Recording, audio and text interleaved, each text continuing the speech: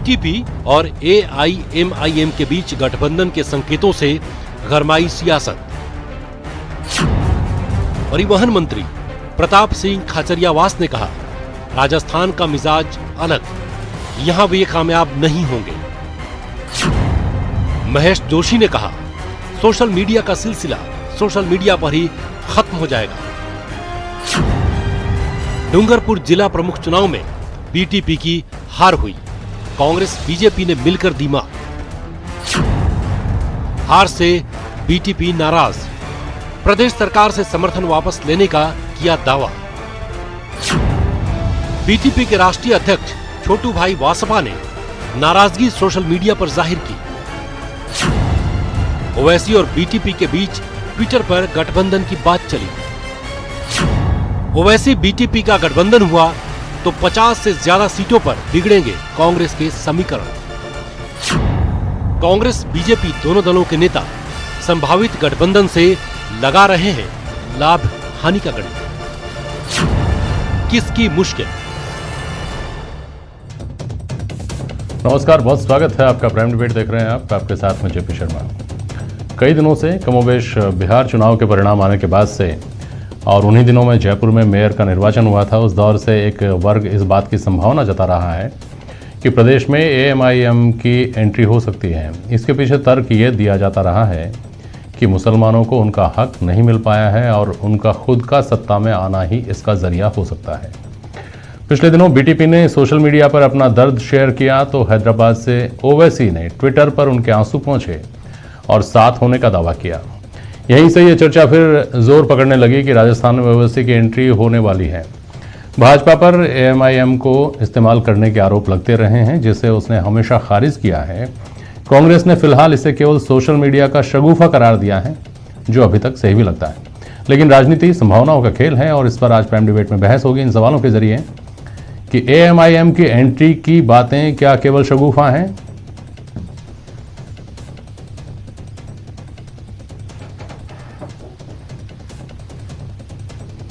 अगर शगुफा भी हैं तो क्या इससे सियासत प्रभावित होती है?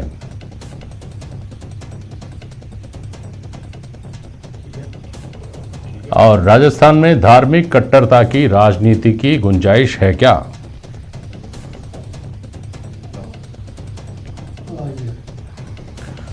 हमारे साथ प्राइम डिबेट में डॉक्टर वरुण पुरोहित हैं, कांग्रेस विचारक। अब्दुल लतीफ आर्को साहब हैं, सचिव हैं मिल्ली काउंसिल के। एसपी मित्तल साहब हैं, वरिष्ठ पत्रकार और संपादक। और पंकज मीणा जी जुड़ रहे हैं हमारे साथ, भारतीय जनता पार्टी के प्रवक्ता। बहुत स्वागत करता हूं आप सभी का। आर्को साहब, पहले आपके पास आता हूं, क्या प्रदेश के मुसलमानों को असदुद्दीन ओवैसी जैसे नेता की और एएमआईएम जैसी पार्टी की ज़रूरत महसूस होती है? मेरा ये मानना है कि अभी यहाँ के जो हालात हैं, जो बीजेपी ने नफरत की लहर चला दी है, इन तमाम हालात में यहाँ अभी ओवैसी का आना मुझे नहीं लगता कि कोई कामयाबी मिल सकेगी उन्हें, इसलिए कि वो एक विशेष धर्म के नाम से पार्टी है और यहाँ अभी ऐसी कहीं गुंजाइश नहीं है, क्योंकि बीजेपी ने इतनी ज़बरदस्त लहर पूरे मुल्क में हिंदू मुस्लिम, हिंदुस्तान पाकिस्तान, बांग्लादेश, ये इस तरह की ऐसी बातें कर कर के लोगों के दिलों में जो एक नफरत सी बिठा दी गई है। अच्छा, तो इन तमाम हालात को देखते हुए मेरा ये मानना है कि अभी शायद वो वक्त नहीं आया कि ओवैसी को यहाँ आने की सोचनी चाहिए। नहीं, वो वक्त कैसे आता है? अब आप कह रहे हैं कि नफरत का माहौल पैदा कर दिया है, तो लोग तो बताते हैं कि असदुद्दीन ओवैसी की पार्टी का खाद पानी ही ये नफरत है, इसी से उनकी राजनीति पनपती है। अगर ऐसा है तो उनके लिए बेहतर मौका है। देखिए, मैं इसलिए ये बात कह सकता हूँ कि कोई भी मुस्लिम पार्टी खाली मुसलमानों के दम पर जीत नहीं सकती। बहुत सही। जब जीत नहीं सकती तो इसलिए मैं ये बात कह सकता हूँ कि अभी उनका इस हालात में राजस्थान में एंट्री करना मेरी ये सोच है कि अभी उनको कामयाबी नहीं मिलेगी। वैसे वो एंट्री करने के लिए आज़ाद हैं और आदमी अपनी पार्टी को बढ़ाने के लिए तत्पर है और बढ़ाना चाहते हैं। लेकिन मेरी अपनी सोच ये है कि अभी इस मामले में उनकी यहाँ आमद जो होगी वो थोड़ी जल्दबाजी की होगी। अभी हिंदू मुस्लिम भाईचारा जो बिगड़ा है, जो बरसों में जाकर के तो बनाया गया था, लेकिन महीनों में ही या साल 2 साल में इन्होंने इतना बिगाड़ दिया कि अब वो बरसों की मेहनत जो है फिर से करनी पड़ेगी। उसके बाद ओवैसी को आना चाहिए, तब जाकर के कहीं ओवैसी का कदम रखा जाएगा। अच्छा, तो ज़्यादा मुनासिब होगा। एसपी मित्तल साहब, शायद मैं नहीं समझ पाया अब्दुल लतीफ आर्को साहब की बात को, आप हो सकता है समझ गए, आपके पास तजुर्बा है। आर्को साहब ये फरमा रहे हैं कि अभी माहौल बिगड़ा हुआ है, अभी दिलों में दूरियां ज़्यादा हैं, अभी अगर ओवैसी आए तो शायद वोट ना ले पाएं, जबकि आमतौर पर जो स्थापित धारणा है असदुद्दीन ओवैसी के बारे में वो ये बताती है कि उन्हें इसी माहौल में अनुकूलता महसूस होती है। अगर जैसा ये कह रहे हैं कि वापस एक बार दिलों में विश्वास कायम हो जाए तो शायद उनका आना बेहतर हो। इस बात को कैसे समझा जाए मित्तल साहब? जेपी जी, अब्दुल लतीफ साहब की बात अपनी जगह है, वो क्या कहना चाहते हैं, उनके विचार है, उनके स्वागत किया जाना चाहिए। लेकिन मैं बताना चाहता हूं कि इस तरीके से जैसे भी बात आई है ना, तो पहले भी बिहार के चुनाव में ओबीसी की पार्टी को बहुत ही हल्के में लिया गया और बिहार में कांग्रेस को सबसे ज्यादा किसी ने नुकसान पहुंचाया तो ओबीसी की पार्टी ने पहुंचाया। उन्होंने न केवल अपना खाता खोला बल्कि कई जगह बिहार में हार का कारण ओबीसी के उम्मीदवार बने। तो अभी जैसे अभी प्रताप सिंह जी की भी बात आई तो प्रताप सिंह जी ने भी कहा कि ये सोशल मीडिया का सगुफा और वहीं रखा जाएगा। ऐसा नहीं है। आप ये देखिए कि जिस तरीके से बीटीपी को उन्होंने प्रस्ताव किया और उस प्रस्ताव को उन्होंने स्वीकार किया है, इन सब चीजों को देखते हुए ऐसा लगता है कि आगामी विधानसभा के जब चुनाव होंगे तो ओबीसी पूरे दल बल के साथ में राजस्थान में अपना पूरा पैर जमाने की कोशिश करेंगे। और सबसे महत्वपूर्ण इसमें जेपी जी बात यह है कि कांग्रेस की बहुत ज्यादा दुविधा है। आप ये देखिए कि कांग्रेस एक और बीटीपी का समर्थन लेके अपनी सरकार को चलाती है, दूसरी ओर बीटीपी जब पंचायत राज के चुनाव होते हैं तो मैं आपको बताना चाहता हूं जो आंकड़े हैं वो डूंगरपुर जिला परिषद के 21 सदस्यों के आंकड़े हैं। बीटीपी फुल में मेजोरिटी में थी, उनके 13 सदस्य जीत के आए थे, 9 सदस्य भारतीय जनता पार्टी की जीत के आए, 5 कांग्रेस की जीत के आए। लेकिन बीटीपी को रोकने के लिए कांग्रेस और भारतीय जनता पार्टी ने आपस में गठबंधन कर लिया। जब ये बीटीपी को इतना बुरा मानते हैं तो आप बताइए फिर बाद में सरकार के स्तर पर उसका समर्थन लिया जाना चाहता है। जब ये गठबंधन हुआ बीजेपी का और कांग्रेस का डूंगरपुर में, तब बीटीपी की ओर से ये कहा गया कि हम अब सरकार से समर्थन वापस लेंगे। लेकिन आप देखें कि समर्थन अभी तक वापस नहीं लिया है। इस सारे घटनाक्रम में महेंद्रजीत सिंह मालवीय का जो चुनाव के अंदर जो बात आई थी उसके संदर्भ में भी देखें तो बीटीपी की स्थिति का पता चलता है। कुल मिला के बीटीपी और एआईएम दोनों जने अपने अपने पैर पसारने में लगे हुए हैं और मुझे लगता है कि राजस्थान की राजनीति के लिए एक खतरनाक बात होगी। खतरनाक बात हो सकती है, लेकिन एएमआईएम को अभी जैसे आर्को साहब ने भी कहा, दूसरे परिप्रेक्ष्य में इन्होंने कहा, लेकिन अभी हाल फिलहाल बहुत गंभीरता से लिया जाएगा इसकी संभावना बहुत कम है, क्योंकि राजस्थान कमोबेश वो प्रदेश है जहां पर छोटी मोटी कड़वाहट दिलों में एक ही धर्म की 2 जातियों में भी आ जाती है, तो स्वाभाविक रूप से हिंदुओं और मुसलमानों के बीच में भी आ जाती हैं। लेकिन इस तरह की दूरियां हमारे यहाँ नहीं हैं जैसी दूसरे प्रदेशों में बहुत सारी जगह पर देखी गई हैं। लेकिन अब आर्को साहब आरोप लगा रहे हैं, तो पंकज मीणा जी मुझे लगता है आप जवाब देना चाहेंगे कि नफरत इतनी ज़्यादा पैदा कर दी है आपने, आपकी पार्टी ने ये आरोप लगा रहे हैं कि ध्रुवीकरण की राजनीति अपना स्थान बना रही है, और उसी ध्रुवीकरण की राजनीति के तहत क्यों नहीं असदुद्दीन ओवैसी जैसे नेता राजस्थान में अल्पसंख्यकों को ध्रुवीकृत करने की सोच सकते हैं? पंकज मीणा जी। नहीं, बिल्कुल। देखिए, मैं राजनीतिक दल होने के नाते, भारतीय जनता पार्टी के प्रतिनिधि होने के नाते मैं तो एक इतनी सी बात कहूंगा कि ओवैसी साहब अपनी दल के साथ में राजस्थान में आना चाहते हैं तो आए, कोई दिक्कत वाली बात नहीं, स्वागत है। अगर दिक्कत होगी तो कोई कांग्रेस को भी, भारतीय जनता पार्टी को किसी प्रकार की कोई परेशानी नहीं है।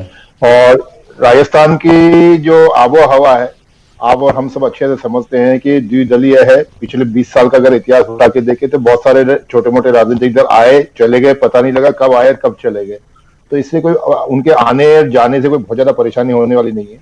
परंतु मुझे एक अच्छी बात ये लगी कि आर्को साहब ने स्वीकार किया कि MIM जो राजनीतिक दल है वो कट्टर मुस्लिम वाली राजनीतिक दल है, उसका वैसे कोई जनाधार नहीं है, और मुसलमानों को कट्टरता पैदा करना और केवल मुसलमानों को वोट लेकर या किसी प्रकार के समीकरण बना के ही वो आना चाहती है। ये आरको साहब ने स्वीकार किया, इस बात की अच्छी लगा। परंतु आरको साहब ने जो एक बात कही कि नफरत बहुत ज्यादा फैल रही है, मैं शर्मा साहब एक याद दिलाना चाहूंगा, पिछले 2 साल से राजस्थान में कांग्रेस का शासन है, और कांग्रेस के शासन में जयपुर जो है गंगा जमुनी तहजीब के लिए प्रसिद्ध है, इसको छोटी काशी भी कहा जाता है, और यहाँ का जो आबो हवा है बहुत मेल मिलाप की है। उसमें कम से कम 7-8 बार ऐसे वारदात हुए जब हमारे रामगंज में, हमारे बांसबदनपुरा में, हमारे क्या नाम ईदगाह में, वहां कावड़ियों तक पे आपने पथराव किया, हिंदुओं के घरों में घुस के इन्होंने मारपीट की, और ऐसे में कोई FIR नहीं होती और कोई किसी प्रकार की पुलिस कार्रवाई नहीं होती। अब बताइए ये नफरत की राजनीति कांग्रेस कर रही है कि भारतीय जनता पार्टी कर रही है? आज शासन में कांग्रेस है, चाहिए ये था कि ऐसे मामलों को तुरंत कार्रवाई करती सरकार ने उन मामलों को दबाने की कोशिश की। तो नफरत की राजनीति और धर्म के आधार पर बांटने का काम तो कांग्रेस करती आई है और उसी आधार पर जिंदा रहना चाहती है। और जब अब MIM जैसे कहना चाहिए धार्मिक आधार पर लड़ने वाला राजनीतिक दल है, वो आपकी आवाज हम तक पहुंच नहीं पा रही है, मुझे सुन पा रहे हैं क्या आप? हाँ बिल्कुल, आपकी आवाज आ रही है। हाँ अब बोलिए। मैं इसीलिए कह रहा हूं कि नफरत की राजनीति कांग्रेस करती आई है, और कांग्रेस को ही एक मुस्लिम राजनीतिक दल अगर कोई आता है तो उससे परेशानी होने वाली है। भारतीय जनता पार्टी 36 कौम 7वां धर्म को साथ लेके और विकास के नाम पे चुनाव लड़ने वाला राजनीतिक दल है। तो भारतीय जनता पार्टी का जब मूल आधार ही विकास है और भारतीय जनता पार्टी का आधार ही 36 कौम को साथ लेके चलने का है, इसलिए भारतीय जनता पार्टी की सेहत पे कोई फर्क नहीं पड़ने वाला। ये सब कारण पंकज जी ठीक है, आप अपनी पार्टी के बारे में बताएंगे, लेकिन ये सब कारण हो ना हो आपको फर्क नहीं पड़ने के ये कारण स्पष्ट है कि आप खुलकर बहुसंख्यक वर्ग की राजनीति करते हैं, तो अल्पसंख्यक वर्ग कितना प्रभावित होता है, कैसे प्रभावित होता है, बल्कि प्रभावित होता ही है तो उसी में आपका फायदा है। जहां से वो प्रभावित होना शुरू होता है वहीं आपका फायदा शुरू हो जाता है। अब आप फायदा लेने की कोशिश कर रहे हैं, नहीं कर रहे हैं, असदुद्दीन ओवैसी से आपके पास हाथ मिले हुए हैं, नहीं मिले हुए हैं, ये सब अलग बात है। लेकिन आरको साहब, इससे सीधा सीधा असर राजस्थान में क्या असदुद्दीन ओवैसी जैसी किसी पार्टी की एंट्री की हिमायत अगर कुछ लोग करते हैं तो उससे मुस्लिम वर्ग क्या अपना ही नुकसान नहीं कर लेता है? जब राजस्थान में कांग्रेस की बात करते हैं, हम भाजपा प्रवक्ता से हमने बात की, कांग्रेस ने 2013 में आपको 16 टिकट दिए, 2018 में आपको 16 टिकट दिए, 9 आदमी आपके जीते जिनमें से एक मंत्री हैं। असदुद्दीन ओवैसी की जो पार्टी है तेलंगाना में, जहां तक मुझे पता है उनके 7 या 9 विधायक हैं और वहां भी एक मंत्री हैं। तो यहां कैसे मुसलमानों को ये कहते हुए सुना जाता है कि हमें जब अपनी खुद की नुमाइंदगी मिलेगी तभी हम लोगों की बेहतरी हो सकती है? देखिए, एक घर में अगर 5 परिवार के लोग रहते हैं जी, तो जब उनमें किसी बात को लेकर नाइत्तेफाकी होती है तो एक दूसरे को अच्छा बुरा कहते रहते हैं। हाँ।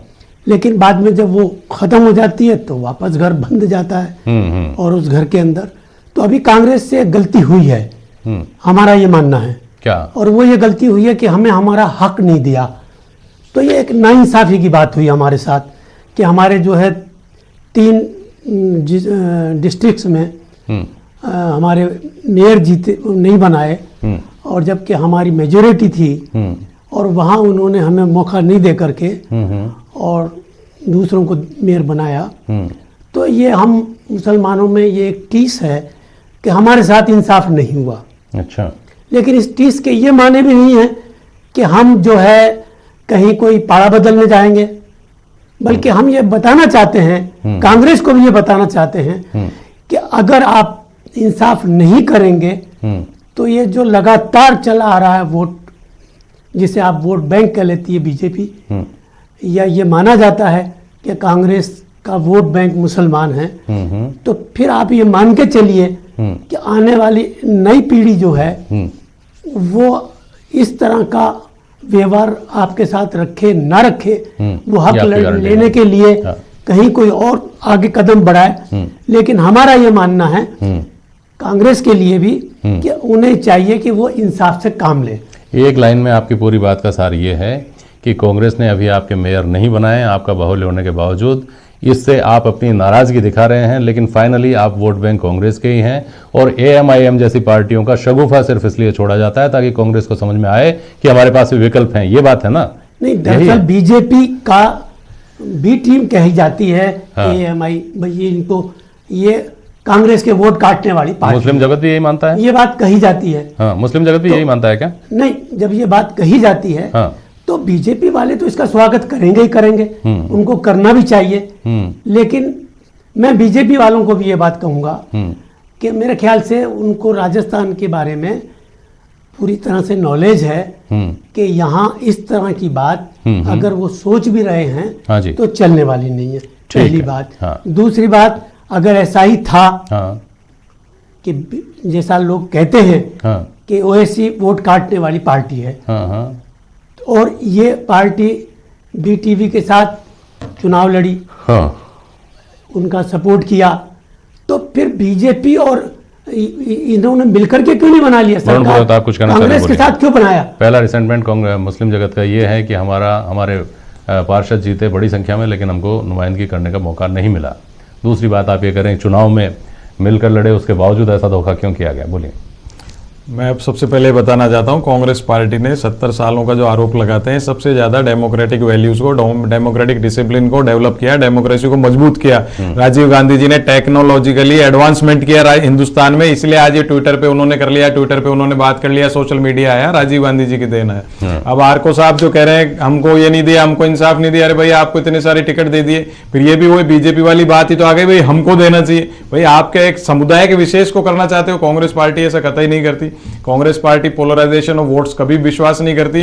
जब भी आप देख लीजिए, कांग्रेस पार्टी आज जो वेव इन्होंने 5-6 साल से करने की कोशिश की है, कांग्रेस ने कभी उसमें भाग नहीं लिया। कांग्रेस कभी हिंदू मुस्लिम शब्द नहीं लेती। आप लोग भी पहले अल्पसंख्यक बहुसंख्यक लिखते थे, आज हिंदू मुस्लिम ये एक चर्चा का विषय हो गए शब्द, जबकि इन शब्दों से परहेज किया जाता था पहले। और रही बात बीटीपी की, तो बीटीपी के दिल पे नहीं लेना चाहिए, उनको दिल पे नहीं लिया है। हमारे सम्माननीय सहयोगी हैं दोनों विधायक, जनप्रतिनिधि हैं। लोकल चुनाव में आपस में रिलेशन होते हैं एक दूसरे के, तो उस हिसाब से राजनीति करने देना चाहिए। छोटा चुनाव है लोकल सेल्फ का, तो वो भी कोई बड़ी बात नहीं। रही बात ओवैसी साहब की, तो ओवैसी साहब राजस्थान में आए, दूसरे लोग आए, पहले भी लालू यादव जी भी आए थे, उस समय महासचिव होते थे गठबंधन के, अजीत सिंह जी, सब लोग आए। 2-2, 4-4 जो बॉर्डर डिस्ट्रिक्ट्स होते हैं उनके एमएलए जीत भी जाते हैं। राजस्थान का ऐसा कतई नेचर नहीं रहा कि क्षेत्रीय दल आए, कोई दूसरे दल आए और यहाँ पे उनको इतनी अहमियत दी जाए।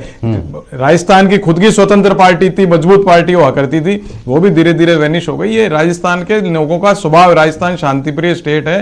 कतई बीजेपी कितना पोलराइजेशन करने की कोशिश करेगी तो भी राजस्थान में नहीं होगा। 2 साल में राजस्थान में कांग्रेस पार्टी ज्यादा से ज्यादा चुनाव जीतती आ रही है, राजस्थान में ग्राफ बढ़ रहा है। लेकिन क्योंकि आज 6 साल से 5 साल से सत्ता इनके पास है, उसका ये मिसयूज कर रहे हैं पोलराइजेशन में ज्यादा से ज्यादा पूरे हिंदुस्तान में। उसके बाद भी पिछड़ते जा रहे हैं। आप देख लीजिएगा पिछले 2-3 सालों के चुनाव, झारखंड, हरियाणा, महाराष्ट्र, मध्य प्रदेश, कर्नाटक, पूरे आप बिहार भी देख लो। तेजस्वी यादव अकेला यंग आदमी ने इनको पानी पिला दिया। इनको प्रधानमंत्री को दिन भर वहां सभाएं करनी पड़ी, सारे जाके पड़ गए। उसका एक हेलीकॉप्टर, इनके 20-20 हेलीकॉप्टर भेजा, इस्तेमाल किया। इसके बावजूद ये इतनी मजबूत नहीं हो पा रहे हैं। ये बताइए जी कि क्या ये कारण नहीं है कि राजनीति में अशोक गहलोत जैसे, पंडित नवल किशोर शर्मा जैसे, भैरव सिंह शेखावत जो कि भाजपा से थे, ऐसे चेहरों की बहुत कमी हो गई है जो अल्पसंख्यकों में भरोसा जगा सकें? क्या ये वजह नहीं है इसकी? नहीं, बिल्कुल ये वजह है। नवल किशोर शर्मा जी, हमारे आदरणीय बाबूजी, नाथुराम जी, रामनिवास जी, मिर्जा, एक लंबी फहरिस्त थी आप जो कह रहे हो। उसके अंतिम कड़ी में अशोक गहलोत साहब हैं, जो आम जनता से संवाद स्थापित करते हैं, दिन भर 24 घंटे कार्यकर्ताओं के लिए रहते हैं।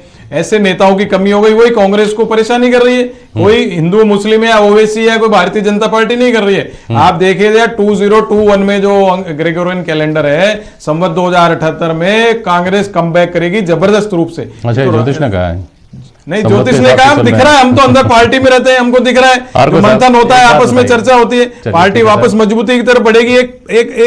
जैसे एक बबल होता है, थोड़ा बड़ा बबल आ गया 5-6 साल का इनका। अब जनता इनको देख रही है, किसान सड़कों पे आ गए, जनता रोटी रोजगार के लिए तरस रही है, जनता सब समझ रही है कि कांग्रेस के राज में क्या आराम मिला था, इनके राज में किस प्रकार परेशान पब्लिक हो रही है। मेयर नहीं बनाने से नाराज है, जहां से ये सारी बात उपजी है, एंटी सदुद्दीन ओवैसी की और ये सब। राजस्थान में उस वक्त मुस्लिम कितने विधायक थे जब बरकतुल्ला साहब को सीएम बनाया गया था? बरकतुल्ला साहब को सीएम बनाया था तब कितने मुसलमान विधायक थे?